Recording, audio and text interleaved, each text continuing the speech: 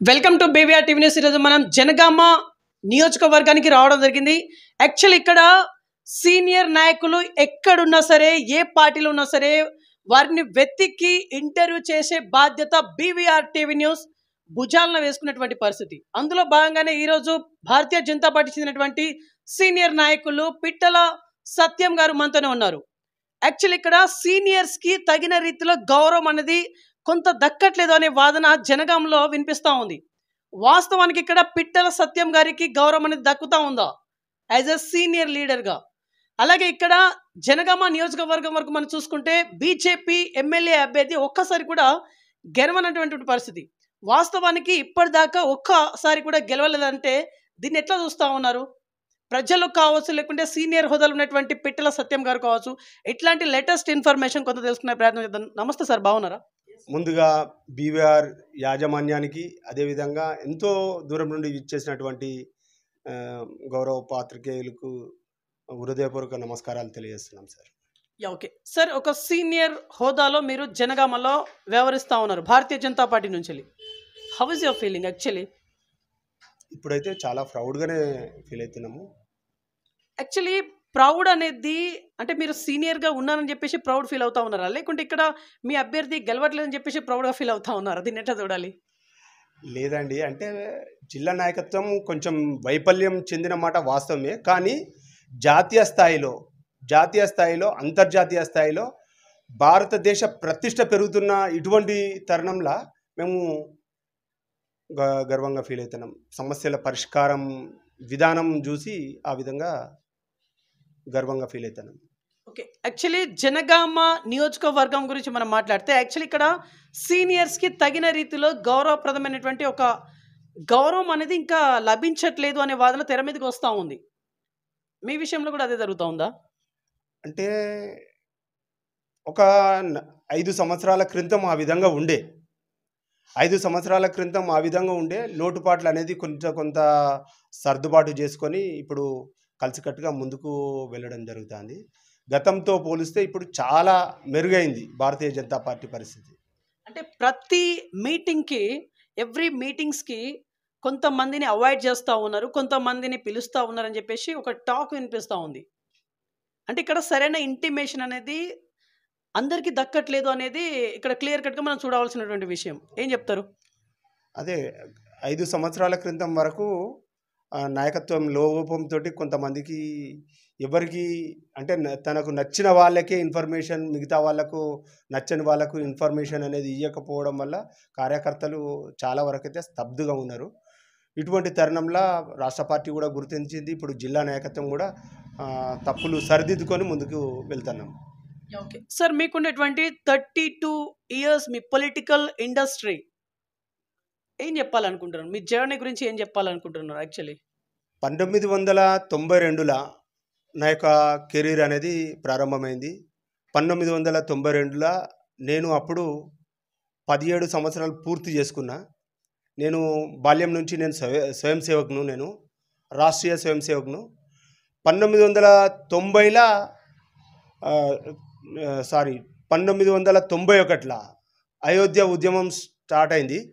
ఆ యొక్క క్రమంలో అనేక మంది రామభక్తులను పిట్టల్లాగా కాల్చి సరయూ నదిలో ఇసుక బస్తాలు కట్టేసి చంపి ఆ నదిలో వేయడం జరిగింది. ఆ విషయం నన్ను బాగా కలిసివేసింది. తర్వాత 1992 అప్పుడు నేను 18 సంవత్సరాలు, అప్పుడు నేను అయోధ్య రామ మందిరం గురించి రామ్లలా మాయేగే మందిర్ వహీ బనాయింగే అని చెప్పేసి అప్పుడు నేను వెళ్ళడం కూడా జరిగింది. దాంతోపాటు అప్పటి నుండి మొదలైన ప్రస్థానం భారతీయ జనతా యువమోర్చా కార్యకర్తగా, అదేవిధంగా భారతీయ జనతా యువమోర్చా పట్టణ కార్యదర్శిగా, అదేవిధంగా భారతీయ జనతా యువమోర్చా పట్టణ అధ్యక్షునిగా, అదేవిధంగా యువమోర్చా జిల్లా కార్యదర్శిగా, యువమోర్చా జిల్లా ఉపాధ్యక్షునిగా, తర్వాత భారతీయ జనతా పార్టీ పట్టణ అధ్యక్షునిగా ఇక్కడ 2 పర్యాయాలు తెలంగాణ ఉద్యమంలో కానీ, అదేవిధంగా జనగామ జిల్లా ఉద్యమం కానీ, ఇక్కడ జనగామ పట్టణ అధ్యక్షునిగా నా నేతృత్వంలోనే ఉధృతంగా భారతీయ జనతా పార్టీ శ్రేణులు కావచ్చు, మా యొక్క కార్యకర్తలు మేమందరం కలిసికట్టుగా పోరాడి సాధించుకున్నాం. ఓకే. సార్ ఇక్కడ మీ జర్నీ మొత్తం చెప్పుకున్నారు. బట్ ఒకానొక టైంలో మీరు కొంత నిరుత్సాహానికి లోనని చెప్పేసి కొంత వినికిడి. ఎందుకంటే స్టేట్ లెవెల్‌లో ఒక నామినేట్ పోస్ట్ మీరు ఆశించి భంగపడ్డరని చెప్పేసి వినడం జరిగింది మీ గురించి యాక్చువల్లీ. యాక్చువల్లీ స్టేట్ లెవెల్‌లో మీరు ఆశించినటువంటి పోస్ట్ ఏంటిది? ఎందుకని మీ వద్దకు రానటువంటి పరిస్థితి? అప్పుడు జిల్లా నాయకత్వం మా పట్ల మా యొక్క విన్నపాన్ని అధిష్టానం దృష్టికి తీసుకొని వెళ్ళలేని కారణంగా అట్లా జరిగిందని నేను భావిస్తున్నా. దాని పర్యవసానంగానే ఇక వారికి కూడా ఆ యొక్క బాధ్యత నుండి తొలగించడం జరిగింది. నూతనంగా వచ్చిన వాళ్ళకు వచ్చిన కాడ నుండి కొంత మెరుగైతే అయింది అన్నమాట వాస్తవం. ఓకే. సరే మీరు 2 సార్లు అంటే ఫస్ట్ మీ మేడం గారు, తర్వాత మీరు కౌన్సిలర్‌గా బరిలో దిగి పరాజయ పాలయ్యిల్లు. ఇంత అనుభవం ఉంది, పార్టీలో ఇంత విధేయతగా ఉన్నారు, ఇంత పేరు తెచ్చుకున్నారు. ఇదంతా ఉన్నటువంటి మీకు ఇక్కడి ప్రజలు బ్రహ్మరథం ఎందుకని పట్టలేకపోయిల్లు యాజ్ ఏ కౌన్సిలర్‌గా? వాస్తవానికి నేను ఉండే లొకాలిటీ ఏదైతే ఉన్నదో, నేను ఉండే ఏరియా మొత్తం చాలా స్లమ్‌లా ఉంటది. అందులో ముఖ్యంగా నా ప్రాంతం మొత్తం 75% పీపుల్ వచ్చేసి క్రిస్టియన్‌లకు కన్వర్ట్ అయ్యి ఉన్నారు. భారతీయ జనతా పార్టీ పట్ల వాళ్ళు విముఖత అనేది శత్రుత్వాన్ని పెంచుకున్నారు. ఇప్పుడిప్పుడే వాటిని అధిగమిస్తూ తర్వాత మొన్నటి పీరియడ్ మే ఇతర పార్టీలకు డిపాజిట్ రాకుండా భారతీయ జనతా పార్టీ ఆ అభ్యర్థిని నేను గెలిపించుకున్నా. నాకుండే ప్రాంతంలో నేను 2 పర్యాయాలు నేను ఓడిపోయినా. కానీ నేను చేసిన కృషి మూలంగా నా ప్రాంతంలో, నా పక్క ప్రాంతంలో 2 సీట్లు మంచి మెజార్టీ తోటి గెలిపించుకోవడం జరిగింది. ఓకే. సార్ ఇంకా మీకేమైనా టార్గెట్స్ ఉన్నాయా? అంటే ఖచ్చితంగా కౌన్సిలర్‌గా బరిలో దిగి గెలవాలి అనేటువంటి ఏమైనా టార్గెట్ ఉందా మీకింకా రాబోయే రోజుల్లో? భారతీయ జనతా పార్టీ జెండాను జనగామ శాసనసభ బీజేపీ అభ్యర్థి ఏలాలనే లక్ష్యంతో నేను పనిచేస్తున్నాం. ఇప్పుడు మేము ఏదైతే చేస్తున్న కృషి ఉన్నదో నెక్స్ట్ ఎన్నికల మటుకు ఖచ్చితంగా జనగామ బీజేపీ అభ్యర్థి శాసనసభలో ఖచ్చితంగా అడుగుపెడతాడు. కాషాయ ధ్వజం అనేది మేము జనగామ గడ్డపైన ఎగరవేయబోతున్నాం. ఓకే. సార్ ఈ మాట ఏం చూసి మీరు చెప్తా ఉన్నారు? యాక్చువల్లీ ఇక్కడ జనగామ ప్రజలకి కేంద్రం నుంచెళ్ళి కావచ్చు, లేకుంటే స్టేట్ బీజేపీ పార్టీ నుంచెళ్ళి కావచ్చు, ఇక్కడ ప్రజలకి ఏం అందుతా ఉందని చెప్పేసి మీకు బ్రహ్మరథం పడతారని చెప్పేసి అంటా ఉన్నారు. అంతకుముందుకు ప్రజలందరూ మనం చూస్తున్నాం. అంతకుముందుకు రోగాల పాలైన తల్లిదండ్రులను వాళ్ళు వైద్య ఖర్చులే కొన్ని వేలల్లో అయిపోయేది. ఇప్పుడు జనరిక్ మందుల శాలలు అనేది ఏర్పాటు కావడం మూలాన వేలల్లో అయ్యే బిల్లులు 500, 1000 లోపట అయిపోతున్నాయి. కాబట్టి ప్రజలందరూ ఈరోజు దీనివల్ల చాలా లబ్ధి పొందుతారు. ప్రజలు కూడా మాకు స్వయంగా చెప్తారు మాకు. ఓకే. సార్ ఇక్కడ జనగామ నియోజకవర్గపు ప్రజానికానికి ఇప్పుడు ఏమైనా చెప్పాలనుకుంటున్నారా? ఖచ్చితంగా. ఇప్పుడు మీరైతే చూస్తున్నారు, ఇప్పటి వరకు అవినీతి లేకుండా అంతకుముందుకు ప్రభుత్వాలు ఏ ప్రభుత్వం చూసినా కానీ భూమి లోపట చూసినా కానీ, అదేవిధంగా బొగ్గు లోపట కానీ, అదేవిధంగా సైనికులకు పంపించే దుస్తుల విషయంలో అయితేనేమి ప్రతి ఒక్క దాంట్లో ఒక రాఫెల్ అని కానీ ప్రతి ఒక్క దాంట్లో స్కామ్లు అనేది చూసినాము. కానీ నరేంద్ర మోడీ గారి పరిపాలన వచ్చిన తర్వాత దేశం సర్వతోముఖాభివృద్ధిగా ముందుకు వెళ్తున్నాము. ఈరోజు ప్రపంచ నేతలు మొత్తం బాస్ అని చెప్పేసి పిలుస్తారు. కొంతమంది దేశాధినేతలు పాదాభివందనాలు చేస్తున్నారు, ఆశీర్వాదం తీసుకుంటారు. ఈరోజు అంతకుముందుకు మన దేశం నుండి ఒక ప్రధానమంత్రి కానీ లేకపోతే కొంతమంది పోతే ఆ చిన్న చిన్న కార్టూన్లు నేను చూసేది, ఒక చేతిలో ఒక భిక్ష పెట్టేది. ఈడొక బిచ్చగాడు పోతాడు అక్కడ అప్పు తెచ్చుకొని. కానీ ఈరోజు నా దేశం ప్రపంచానికి ఏదైతే పేద దేశాలు ఉన్నాయో కోవిడ్ వ్యాక్సిన్లు ఉచితంగా ఇస్తున్నాము. ఆఫ్ఘనిస్తాన్ లాంటి దేశాలకు బియ్యం కానీ గోధుమలు కానీ ఉచితంగా మేము అందించగలుగుతున్నాం. ఎక్కడైతే పేదరికం ఉంటుందో అక్కడ మేము ఆదుకుంటున్నాం. భారత్ అంటే ఈరోజు సంపన్న దేశంగా ఇస్తుంది అనేది ప్రపంచ నేతలు ఒప్పుకుంటారు. అదేవిధంగా యావత్ ప్రజానికం ఒప్పుకుంటారు. గ్లోబల్ లీడర్గా మొన్నటికి మొన్న, అంటే ఇది సొంతంగా చేసుకున్న సర్వే కాదు, వరుసగా 4వ సారి ఈరోజు ప్రపంచంలో అత్యంత ప్రభావవంతులైన లీడర్ ఎవరు అంటే నరేంద్ర మోడీ నెంబర్ 1 స్థానంలో ఈరోజు నిలిచారు. ఓకే. సార్ ఇప్పుడు మీరు చెప్పినటువంటి ఇదే నరేంద్ర మోదీ గారు ఇప్పుడు హ్యాట్రిక్ దిశగా అడుగులు వేయబోతున్నారా?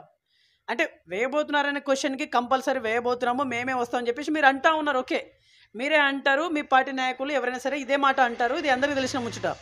కానీ ఎలా ఎలా అనే క్వశ్చన్కి మీ దగ్గర దొరికే ఆన్సర్ ఏంటిది? అన్నా మేము అప్పుడే చెప్పినాము. అయితే 2019 ఎలక్షన్ ఏదైతే ఉన్నదో ఆ ఎలక్షన్లో మేము కేవలం ఒకే అసెంబ్లీకి ఒక్కడు గెలిచిండు. ఎవరు? రాజాసింగ్ మాత్రమే గెలిచారు. మేము అంత ముందుకు కాంటెస్ట్ చేసిన నలుగురు కూడా ఓడిపోయారు. అప్పుడు నలుగురు గెలిచిన ఆయన మళ్ళీ ఒక 6 నెలలకు జరిగిన ఎన్నిక ఏదైతే పార్లమెంట్ ఎన్నిక వచ్చేటప్పటికి నరేంద్ర మోడీ గారి పాలన చూసేసి ఎక్కడైతే మేము ఆ మిగతా స్థానాలు అన్నిట్లలో డిపాజిట్లు ఓడిపోయిన స్థానాలల్లో మేము 4 ఎంపీ స్థానాలు గెలిచినాము. ఇప్పుడు 8 స్థానాలు కొట్టినాము. కాబట్టి మేము ఖచ్చితంగా 16 స్థానాలు మేము కొట్టబోతున్నాం ఈసారి. 16 కొడుతున్నాం. అయితే ఈరోజు ఈ మాట నేను ఏదైతే చెప్తున్నానో మొన్నటి అసెంబ్లీకి నేను ప్రయత్నాలు చేస్తున్నప్పుడు మా క్యాండిడేట్ గురించి మేము ప్రజల్లోకి వెళ్తున్నప్పుడు అన్నా ఇప్పుడు ఈ పార్టీలు మొత్తం పక్క పెట్టేసేయండి అన్న ప్లీజ్, ఎందుకంటే ఈ పోటీలో మీరు లేరు. ఎందుకంటే అప్పుడు బీజేపీ వర్సెస్ బీఆర్ఎస్ ఉండే, దాన్ని ఓవర్కమ్ చేసింది కాంగ్రెస్. ఆ ప్రజలు అది నమ్మిర్రు. ఇక మేము అది కాదు కానీ మీకు పార్లమెంటుకు మటుకు కంపల్సరీ మీకు వేస్తామని చెప్పేసి పార్టీలకు అతీతంగా చెప్పిర్రు, ప్రజలు చెప్పిర్రు, ఇతర పార్టీల కార్యకర్తలు కూడా చెప్తారు. ఓకే సార్, దీనికి ధీటుగా అటు ఏపీ కావచ్చు, ఇటు తెలంగాణ రాష్ట్రం కావచ్చు, అంటే అటు షర్మిలమ్మ గారు కావచ్చు, ఇటు రేవంత్ రెడ్డి గారు కావచ్చు, ఈసారి ఖచ్చితంగా ఖరాఖండిగా రాహుల్ గాంధీ గారిని మేము పిఎం హోదాలో కంపల్సరీ చూడబోతున్నాం చెప్పేసి స్టేట్మెంట్స్ ఇస్తూ ఉన్నారు. మీరు చెప్పండి. నవ్వుతాళ్ళు. జోక్ ఆఫ్ ది ఇయర్ అంటే దీనికి బెస్ట్ ఎగ్జాంపుల్ ఇది. ఆయనకు ఏ విషయం పట్ల అవగాహన ఉన్నదని వాళ్ళు ఎట్లా అంటారో మీరు ఎట్లా నమ్ముతారో నాకు ఇది బండర్ అంటే ఇది ఇయర్ ఆఫ్ ది జోక్ ఇది. ఎందుకంటే వారికి ఎంత చిత్తశుద్ధి ఉంది అనేది మనకు అర్థమవుతుంది.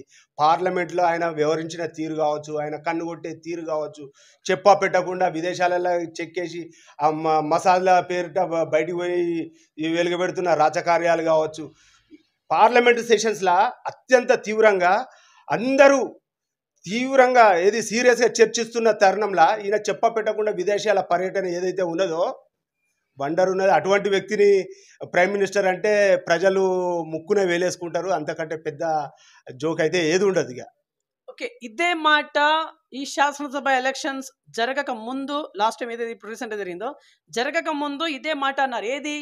కాంగ్రెస్ పార్టీ తెలంగాణ రాష్ట్రంలో మునిగిన పడవ అని చెప్పేసి. ఇప్పుడు ఆ మునిగిన పడవనే అధికారంలో ఉన్నది. చాలా అనూహ్యంగా, ఎవరు ఊహించని విధంగా రాష్ట్రంలోకి అధికారంలోకి రావడం జరిగింది. సేమ్ ఇదే ఫార్ములా ప్రకారము రాహుల్ గాంధీ గారు కూడా కావచ్చేమో కదా. ఆ రకంగా ఎందుకని మీరు ఆలోచించలేకపోతారు? మేము ప్రజల్లో ఉండే వ్యక్తులం. మాకు ఎక్కడ మిస్టేక్ జరిగింది అనేది మాకు స్పష్టమైన అవగాహన ఉన్నది. మా లీడర్లు కొంతమంది అత్యుత్సాహంతో, అంటే వాళ్ళ మీద నేను అట్లా మాట్లాడొద్దేమో కానీ ఏదైతే కవిత అరెస్టు వ్యవహారం ఏదైతే ఉన్నదో ఈడీ వ్యవహరించిన తీరు అప్పుడు అంత తీవ్రంగా చర్చిస్తున్న సమయంలో ఇక రేపో మాపో అవుతుంది అనేది ఉండే. కానీ అటువంటి తరుణంలో కాంగ్రెస్ ఒక ప్రాపగండ చేసింది. ఆ యొక్క దాన్ని మన మీడియా కానీ కూడా ప్రజల్లోకి బాగా తీసుకుపోవడం మూలాన ముఖ్యంగా బీఆర్ఎస్ బీజేపీ ఒకటి, అందు గురించే వీళ్ళని అరెస్ట్ చేస్తలేరు అనేది ఏదైతే ఉన్నదో ఈ ప్రాపగండ ప్రజలను నమ్మించగలిగారు. కానీ ఇప్పుడు వాళ్ళకు వాస్తవాలు అనేది తెలుస్తుంది. కాబట్టి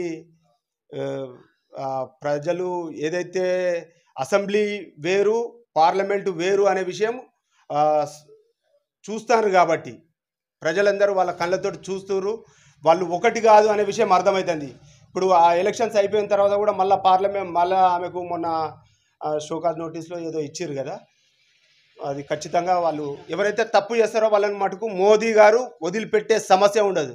అది కవిత కుటుంబం కావచ్చు, లేకపోతే రేవంత్ కావచ్చు, ఈవెన్ భారతీయ జనతా పార్టీ లీడర్లు ఎవరైనా కానీ వదిలిపెట్టాడు. ఎందుకంటే తను ఉన్న దగ్గర అవినీతి అనేది ఆయన రాజకీయ కెరీర్లో ఇప్పటి వరకు ఇంత అవినీతి మచ్చ కూడా లేదు. రైట్. సరే యాక్చువల్లీ ఇక్కడ జనగామ ప్రత్యేక జిల్లా కోసం కావచ్చు, లేకుంటే ప్రత్యేక తెలంగాణ రాష్ట్ర సాధన కోసం కావచ్చు, వాటెవర్. తెలంగాణ మలిదశ ఉద్యమంలో మీ పాత్ర చాలా కీలకం అని చెప్పేసి, తద్వారా మీ మీద ఉద్యమ కేసులు కూడా ఉన్నాయని చెప్పేసి విన్నాము. యాక్చువల్లీ మీ పాత్ర ఏంటి సార్? అది తెలంగాణ ఉద్యమం అప్పుడు నేను పార్టీ పట్టణ అధ్యక్షునిగా ఉన్నా. అప్పుడు ఇంకా జిల్లా ఏర్పాటు అనేది కాలేదు. కాబట్టి క్రియాశీలకంగా మేము అంటే మా శ్రేణులమందరము కలిసికట్టుగా ఎప్పుడైతే జగన్ ఇక్కడికి రాబోతుండు అన్న తరుణం ఏదైతే ఉన్నదో, వంగపల్లి దాటుతాండు అనగానే మా భారతీయ జనతా పార్టీ కార్యకర్త గొంతు కోసుకొని ఈ యొక్క పట్టాల దగ్గర అక్కడికి వెళ్ళి అంటే రిటర్న్ బ్యాక్ అనేది పంపించడం జరిగింది. అంటే అది మచ్చుకు అంటే మా ఉద్యమకారులుగా జనగామ ప్రాంతం అంటేనే ఉద్యమాలకు పుట్టినీళ్ళు కాబట్టి పోరాటాలు మాకు కొత్త కాదు. నైజాం నుండి మా తాతలు తండ్రులు నేర్పిన ఏదైతే ఉన్నదో, ఎక్కడైతే అణచివేత ఉంటుందో అక్కడ తిరుగుబాటు అనేది ఖచ్చితంగా ఉంటుంది. మాకు అటువంటి పోరాటాల గడ్డ మీద పుట్టినందుకు మేము గర్వంగా ఫీల్ అవుతున్నాం. కాబట్టి మేము ఆ సీమాంధ్రులను అప్పుడు అడ్డుకోవాలనే ఉద్దేశంతో ఈవెన్ చంద్రబాబు నాయుడు వస్తుంటే కూడా జనగామ చౌరస్తా మీద రాళ్ల వర్షంతో ఆయన దిక్కుతోచని పరిస్థితిలో పారిపోవాల్సిన పరిస్థితి ఏర్పడింది. ఎవరిని రానియలేదు. అటువంటి చరిత్ర అనేది ఉన్నది. అంటే ఉద్యమకారులుగా జనగామలో ఉండేటువంటి ఈ శ్రేణులమందరం పార్టీలకు అతీతంగా స్పందించిన విధానం ఏదైతే ఉన్నదో మేము దానికి చాలా గర్విస్తున్నాం. ఓకే సార్, ఇక్కడ యాక్చువల్లీ సమస్యల పట్ల మీరేమైనా గళాన్ని విప్పడం జరిగిందా? జనగామ టౌన్ వరకు మనం మాట్లాడితే చేసినాము. జనగామ ప్రాంతానికి సంబంధించి ఒక హాస్పిటల్ అనేది ఉన్నది, గవర్నమెంట్ హాస్పిటల్ ఉన్నది. దానిలో సిబ్బంది కానీ, అదేవిధంగా సిటీ స్కాన్లు కానీ మా హయాంలో మేము పోరాడి మేము సాధించుకున్నాము. దానివల్ల TV9లో పెద్ద స్క్రోలింగ్ ఇట్లా వచ్చింది. నా దాంట్లో కూడా ఇప్పటికి కూడా ఉన్నది. అది మీకు తర్వాత చూపిస్తా. అది ఎంత పెద్ద అంటే అవినీతికి నిలయంగా మారిపోయింది. హాస్పిటల్కు వచ్చే పేషెంట్లు ఎవరైతే ఉంటారో ఆ పేషెంట్కు సంబంధించిన వాళ్ళ దగ్గరకు వచ్చేసి, ఆ బంధువుల దగ్గరకు వచ్చేసి అందులో ఉండే స్టాఫ్, నర్సులు కానీ, కంపౌండర్లు కానీ ఇక్కడ ఏం చేసుకుంటారు, అక్కడ పలానా హాస్పిటల్ ఉన్నది, ఆ హాస్పిటల్ ఈ హాస్పిటల్లో చేసే డాక్టర్కు సంబంధించిన హాస్పిటల్ బయట ఉన్నాయి అన్నట్టు అక్కడికి షిఫ్ట్ చేసేది. ఆ విషయాలు పేద ప్రజలు మాకు చెప్పినప్పుడు మేము స్పందించి మేము కొన్ని కార్యక్రమాలు చేపట్టడం జరిగింది. దానిలో భాగంగా అది బాగా విపరీతంగా వైరల్ అయింది. దాని కారణంగా పటిష్టమైన చర్యలు తీసుకున్నారు. అదేవిధంగా సిటీ స్కాన్ అనేది మేము చేసిన పోరాటాల వల్లనే అక్కడికి రావడం జరిగింది. Okay sir, actually Congress party అవలంబించినటువంటి 6 గ్యారంటీస్ ఆల్రెడీ 2 అమల్లోకి వచ్చాయి, రిమైనింగ్ 4 ఉన్నాయి. సో మీరేం వీటిపైన ఏమైనా స్పందించాలనుకుంటున్నారా? రేవంత్ రెడ్డి గారికి ఇప్పటి వరకైతే పాలన మంచిగానే ఉన్నది. కానీ మిగతా వాటిలలో కూడా వాళ్ళు చక్కగా పరిష్కరించాలని చెప్పేసి మేము ఆశిస్తున్నాము. తర్వాత వారు కనుక విఫలమైతే మటుకు మేము ఖచ్చితంగా ప్రజా గొంతుకగా భారతీయ జనతా పార్టీ జనగామ శాఖ ఎప్పటికీ ఎల్లప్పుడూ ముందుగా ఉంటుంది. మేము 6 నెలల సమయం అని చెప్పేసి వారు అన్నారు. దాని గురించే మేము ఎదురు చూస్తున్నాము. వారు నెరవేర్చాలనే మేము కోరుకుంటున్నాం. వాళ్ళు నెరవేర్చకుండా మేము కొట్లాడాలి, వాళ్ళని బద్నాం చేయాలి, ప్రాపగండ చేయాలనేది మా ఆలోచన లేదు. వాళ్ళు ఏదైతే టైం కోరుకున్నారో ఆ టైం ప్రకారంగా చూస్తాం. తర్వాత 6 నెలల కాలం తర్వాత మా యొక్క గలం అనేది ప్రజా గొంతుక, కాషాయ గొంతుక అనేది బలంగా వినిపిస్తాము. ఈ యొక్క గొంతుకు ద్వారానే నెక్స్ట్ అసెంబ్లీ ఎలక్షన్ల ఖచ్చితంగా కాషాయ జెండాకు పునాదులు వేసుకోబోతున్నాం. ఓకే సార్, ఇక్కడ ప్రజా గొంతుక వినిపిస్తామని చెప్పేసి మీరు అంటా ఉన్నారు. బట్ ఆల్రెడీ బీఆర్ఎస్ పార్టీ మునిగి తేలుతా ఉంది. మీరు దీనిపైన ఏమైనా స్పందించాలనుకుంటున్నారా? బీఆర్ఎస్ పార్టీ చాప్టర్ క్లోజ్ అయిపోయిందండి. ఇక వాళ్ళది ఇప్పుడు నాయకుడు లేని నావలాగా అయిపోయింది. ఆయన ఏదో దొరల కాలం అని చెప్పేసి నడిపించుకుంటూ ఆయన ఎప్పుడైతే వాస్తవానికి తెలంగాణను మేము లీడ్ చేయాలి, ఒక్క చిన్న మిస్టేక్ వల్ల, చిన్న పొలిటికల్ స్టేట్మెంట్స్ వల్ల మేము మైనస్ అయినాం. ఏది బీఆర్ఎస్ బీజేపీ ఒకటి అని కాంగ్రెస్ చేసిన ప్రాపగండా విషయం ఏదైతే ఉన్నదో మీడియా కూడా దాన్ని బాగా చూపించేసరికి అట్లా అయిపోయింది. కానీ ఇప్పుడు బీఆర్ఎస్కి అంత సినిమా లేదు. ఆల్రెడీ బీఆర్ఎస్ వాళ్ళు అందరూ పోయి కాంగ్రెస్లో జాయిన్ అవుతున్నారు. బీఆర్ఎస్ 3 ముక్కలు కాదు 4 ముక్కలు అవుతుందో ఎన్ని ముక్కలు అవుతుందో ఇక మీరే చెప్తారు. యాక్చువల్లీ బండి సంజయ్ గారిని తప్పించడం అంటే అధ్యక్షత పదవి నుంచి తప్పించడం అనేది అది మీకు పెద్ద మైనస్గా అనిపించలేదా? లేదు లేదు, అది భారతీయ జనతా పార్టీ ఒక నాయకుని చేతుల్లో ఒక కార్యకర్తల చేతుల్లో ఉండే వ్యవహారం కాదు. ఇది కార్యకర్తలు అందరూ సమిష్టిగా చేస్తేనే ఉంటుంది. ఆ విధంగానే ఇప్పుడు బండి సంజయ్ గారికి వాస్తవానికి వారు కార్పొరేటర్ స్థాయి నుండి పార్టీ గుర్తించింది, ఎమ్మెల్యే టికెట్ ఇచ్చింది, తర్వాత ఎంపీ టికెట్ ఇచ్చింది, తర్వాత రాష్ట్ర అధ్యక్షుని చేసింది. అయితే 3 సంవత్సరాల కాలం ఏదైతే ఉన్నదో దాన్ని ముగిసిన తర్వాత కిషన్ రెడ్డి గారికి అంటే బీసీ ముఖ్యమంత్రి అన్నప్పుడు వారిని కొంచెం జర ఫ్రీగా ఉండడం గురించి అనేది మేము భావిస్తున్నాం. Okay sir, last and final question, ఒక సీనియర్ నాయకుడిగా ఫైనల్ ఏమైనా చెప్పి కన్క్లూడ్ ఇద్దాం అనుకుంటున్నారా? ఫైనల్ ఇంకా మీ బీవీఆర్ యాజమాన్యానికి అదేవిధంగా బీవీఆర్ ప్రేక్షక లోకానికి ఒకటే ఒక విజ్ఞప్తి, స్వచ్ఛమైన సుపరిపాలన దేశంలో నడుస్తున్నది. ఇటువంటి తరుణంలో ఎటువంటి ప్రలోభాలకు లొంగకుండా మన యొక్క దేశ ప్రతిష్టను అదేవిధంగా మన యొక్క గౌరవాన్ని పెంచుతున్న నరేంద్ర మోదీ గారికి సపోర్ట్ని ఇవ్వడం మనందరి బాధ్యత. ఎందుకంటే ఇప్పటికే దాదాపు మహిళలందరూ సమానం అనే దాన్ని ఈరోజు తీసుకొని వచ్చారు. ఇటువంటి దాన్ని రానున్న రోజుల్లో ఇంక్లూడింగ్ పాకిస్తాన్ కూడా భారత్లో కలిసి అఖండ భారత్ ఏర్పాటుకు అడుగులు పడుతున్నాయని చెప్పేసి మేము ఆశిస్తున్నాం. ఎందుకంటే ఇప్పటికే పాకిస్తాన్ దేశంలో బెలూచిస్తాన్ కావచ్చు, పాకిస్తాన్ దేశంలో మమ్మల్ని కూడా మేము కలుపుకోండి భారత్లో అని చెప్పేసి అంటారు. ఈ ఉగ్రవాదంతో మేము నశించిపోయినాము, మేము ఆగమైపోయినాము. వీళ్ళ మాటలు నమ్ముకొని ఈ ఉగ్రవాదం మమ్మల్ని మా పిల్లల్ని పుట్టన పెట్టుకున్నది. కాబట్టి భారత్లో కలవడమే మా పిల్లలకు శ్రీరామ రక్ష అని చెప్పేసి వాళ్ళు భావిస్తారు.